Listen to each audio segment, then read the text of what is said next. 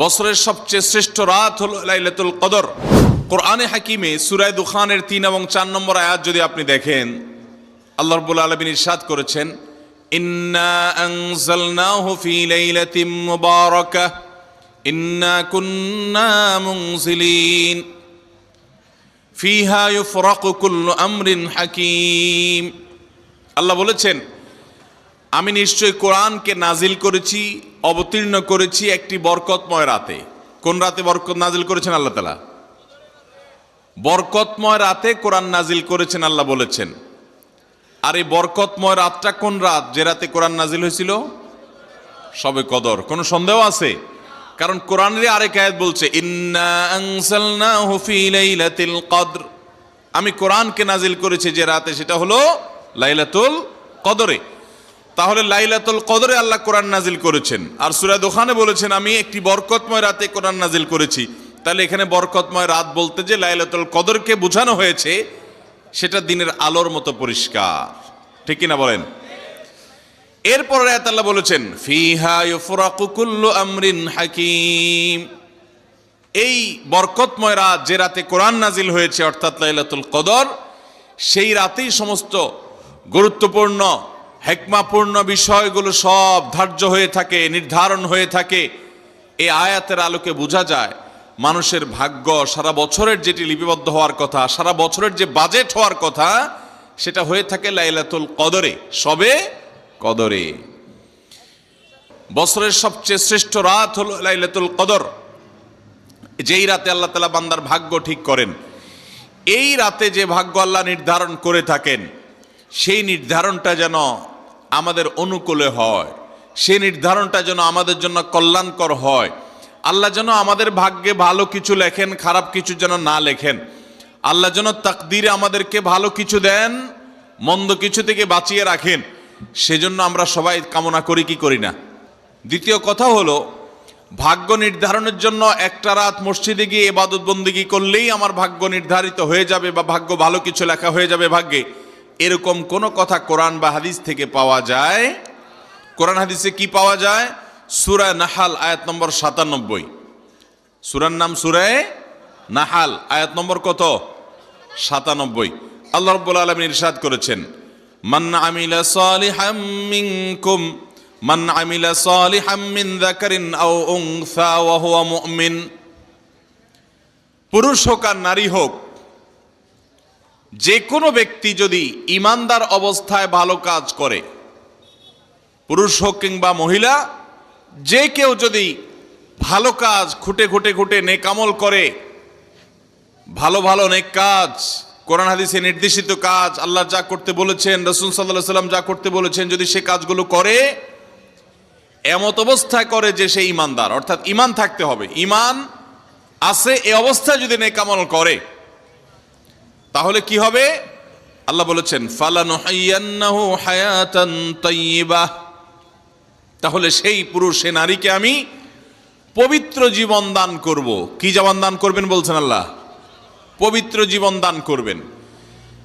এই পবিত্র জীবনে মানুষ সুখী থাকবে, এই পবিত্র জীবনে মানুষ সমৃদ্ধ থাকবে, এই পবিত্র জীবনে মানুষ ভালো থাকবে, নেক থাকবে। ওয়ালানাজজিয়ান্নাহুম আজরাহুম বিআহসানি মা কানু ইয়ামালুন। এবং এই ঈমানদার নারী পুরুষরা যদি নেক আমল করে, ভালো কাজ করে যদি সব সময়, তাহলে সেক্ষেত্রে আল্লাহ বলেছেন, তারা যে ভালো কাজ করেছে ওইটার সবচেয়ে উত্তম বিনিময় আমি তাদেরকে দান করব। তাহলে এই আয়াত থেকে প্রমাণ হয়, যদি কেউ ঈমান আনার পর নেকামল করতে থাকে, নেকামল করতে থাকে, একদিনের নেকামল নয়, এক রাতের নেকামল নয়, সারা বছর জুড়ে সারা জীবন ধরে ভালো কাজ করার চেষ্টা যদি কেউ করে, আল্লাহ তাআলা তাকে পবিত্র জীবন দিবেন, সৌভাগ্যবান মানুষের জীবন দিবেন, সুখী মানুষের জীবন দিবেন। এখান থেকে বোঝা যায় কি, ভাগ্য নির্ধারণের জন্য এক রাত আমল করতে হবে নাকি সারা বছর? সূরা আরাফ আয়াত নম্বর 96। সূরা আরাফ আয়াত নম্বর কত? 96। আল্লাহ বলেছেন, ওয়ালাউ আন্না আহলাল কুরা আমানু ওয়াত্তাকাউ, যদি কোন জনপদের লোকেরা ঈমান আনে আর তাকওয়া অবলম্বন করে। তাকওয়া কি? তাকওয়া হলো আল্লাহর ভয়ে সে আল্লাহর নির্দেশগুলো মানে আর হারামগুলো বর্জন করে, এরকম যদি কেউ করে, লাফাতাহনা আলাইহিম বারাকাতিম মিনাস সামাই ওয়াল আরদ, আল্লাহ বলেছেন তাহলে ওই ব্যক্তিকে আসমান এবং জমিন থেকে সমস্ত বরকত সমূহের দুয়ার সবগুলো তার জন্য খুলে দেওয়া হবে। তাহলে বোঝা গেল মানুষের জীবনে বরকত নাজিল হবে, মানুষ সুখে থাকবে, ভালো কিছু তার তাকদিরে লেখা হবে তখন, যখন বান্দা নেকামল করে, যখন বান্দা গুনাহ থেকে বাঁচে, তাকওয়া অবলম্বন করে, তখন তার ওই এক রাত্রে গিয়ে আলাদা কিছু দোয়া বা বিশেষ পদ্ধতির কোনো জিকির আজকার এটার প্রয়োজন হয় না, বরং সে সারা বছর জুড়ে আল্লাহ তাআলা তার নসিবে ভালো কিছু লেখেন যদি সে বছর জুড়ে সারা জীবন ধরে নেকামল করে গুনাহ থেকে বাঁচে। ভাইরা আমার, আপনাকে আল্লাহ তাআলা কোনো কলকারখানার মালিক বানিয়েছে, কোনো মিল ইন্ডাস্ট্রি আছে আপনার, ধরুন আপনার বাসায় দুটা মেশিন আছে, সেলাই মেশিন আছে, আপনার যেই মেশিনটা ভালো, এটা দিয়ে আপনার কাজ হয়, প্রোডাকশন হয়, ওই মেশিনটাকে তেল মোবিল আপনি ঠিক মতো দিবেন কি দিবেন না? যেহেতু ওইটা সার্ভিস দেয় আপনাকে, ওখান থেকে আপনার প্রোডাকশন হয়, ভালো কিছু অর্জিত হয়, সেজন্য আপনি অটোমেটিকলি সেটার জন্য বিদ্যুৎ সাপ্লাই দিবেন, গ্যাস লাগলে গ্যাসের সাপ্লাই যে মেশিনের জন্য দরকার সেটা দিবেন, তেল মোবিল যা যা দেওয়া দরকার সেটা দিবেন, নষ্ট হলে সাথে সাথে ওটা ঠিক করাবেন, যা যা দরকার সব ব্যবস্থা আপনি করবেন, কারণ মেশিনটা আপনার প্রোডাক্টিভ, মেশিনটা আপনার প্রোডাকশন দিচ্ছে, এখান থেকে ভালো কিছু পাওয়া যাচ্ছে, সেজন্য আপনি এটা দিবেন। আরেকটা মেশিন যদি হয় যে মেশিন থেকে আপনার কোনো সার্ভিস আপনি পান না, প্রোডাকশন দেয় না, মেশিনটা নষ্ট হয়ে অকেজো হয়ে পড়ে আছে, তাহলে ওই মেশিনে কি আপনি বিদ্যুৎ সাপ্লাই দিবেন? ওখানে কি আপনি অন্য যা দরকার আছে তেল মোবিল নিয়মিত দেওয়া, এগুলো কি আপনি করবেন? করবেন না। হ্যাঁ, ওইটার জন্য মাসে মাসে কিস্তি যদি দেওয়ার দরকার হয়, আগে থেকে কেনা থাকে, তাহলে আপনি কিস্তি পরিশোধ করবেন, অন্য কিছু আগে থেকে করা দরকার আছে সেটা আপনি করবেন।